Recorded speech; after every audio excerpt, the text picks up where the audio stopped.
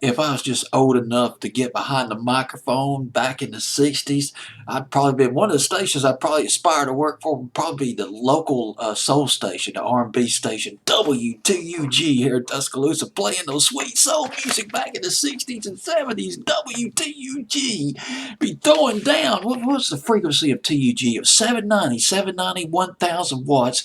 If you're a low frequency AM station, 1,000 watts doesn't sound like a lot of power, but if you're on a low frequency like 610 or 630 or 790, you can get out. You get out a good 50, 60, 70 miles out of the city.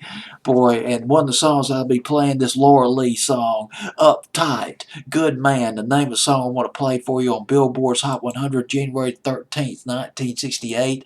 Didn't do that well on the pop charts, though. Uptight, Good Man by Laura Lee off the Chess record label. It debuted at 99. It went up to 98, and then it crawled up to 95, and it's still at 95. The week of week of January 13th, 1968.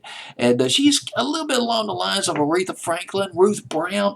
The thing about, she was a saucy singer, a versatile singer. She had this sense of humor, particularly regarding men in her records. And the interesting thing about Laura Lee, she influenced singers that came a little bit later, the soul singers like Millie Jackson and Denise LaSalle, and there was Betty Wright also, as well. And one of the signatures of some of these female R&B singers, they had this powerful spoken part where they were talking intimately to the female audience about the men and how they are and et cetera. Watch out for your heart and all that kind of thing.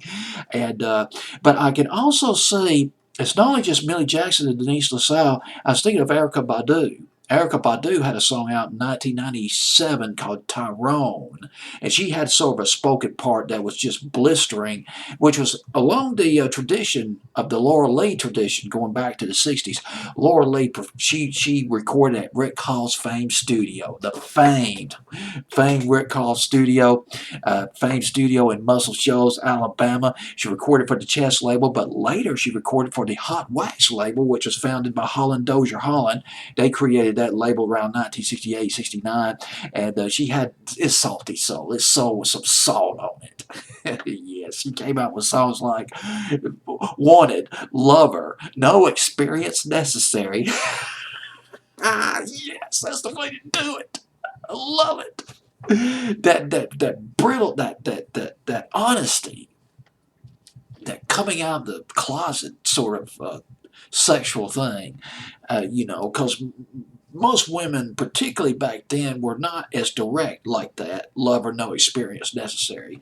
But she had that sense of humor. And another song that she did, a man with some backbone, or a man has to have some backbone, something like that, that came out in the 60s. But this particular record by her that I'm going to play for you, Uptight Good Man, was written by Dan Penn and Spooner Oldham.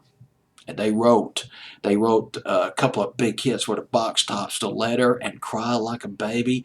And Dan Penn also wrote, or at least co-wrote, Spooner Oldham might have co-wrote it too, I'm Your Puppet by James and Bobby Purified back in 1966. Yes. Here's Laura Lee, Uptight Good Man at number 95, Billboard's Hot 100, January 13th, 1968.